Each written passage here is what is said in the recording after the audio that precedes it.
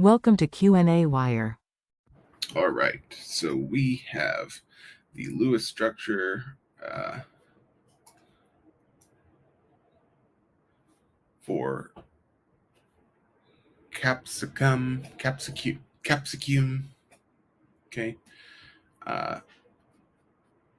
which I will draw here. I'm going to draw it in bond line notation in the interest of saving time and just being a little more accurate. Okay.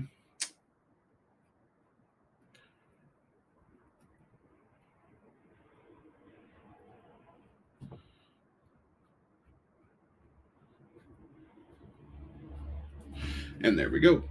And what we've got to identify is the various geometrical centers in this molecule. They've already identified a tetrahedral center, TH.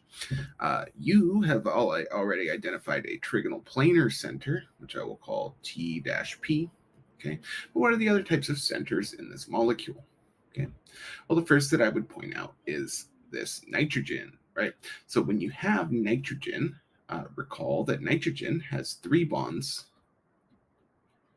and 1 lone pair, right? Which means that it has 4 electron regions, right?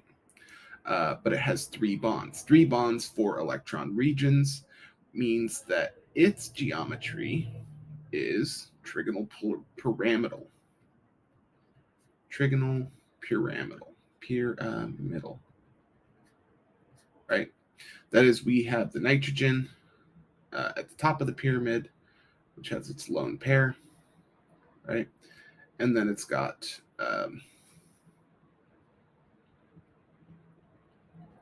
3 groups coming off of it, which form, if we think about connecting the lone pair to those groups that are coming off of the nitrogen, we end up with a shape that's basically a pyramid with 3 faces,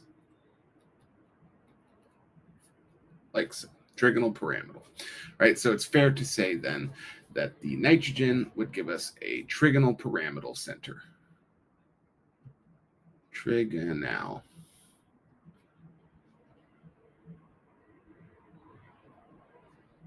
Pyramidal.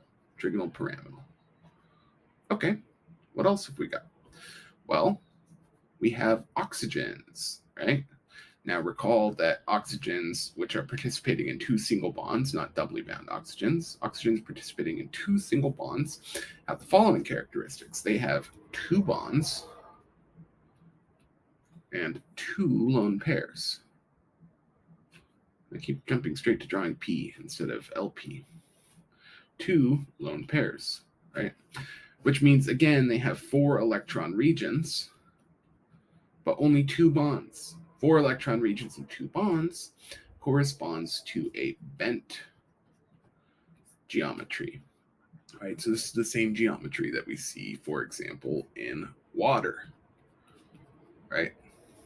So it's something close to tetrahedral, but because these lone pairs repel and then also push down on these hydrogens, we find that the angle between the hydrogens is lower than the 109.5 that we would expect for a purely tetrahedral geometry, right? It's closer to 104, which is less than the expected 109.5 for tetrahedral geometry.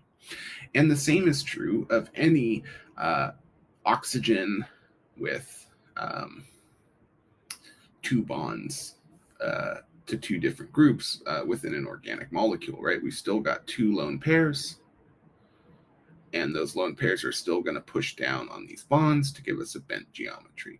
So therefore, it would be safe to say that if we circle this oxygen here, we could say we've identified a bent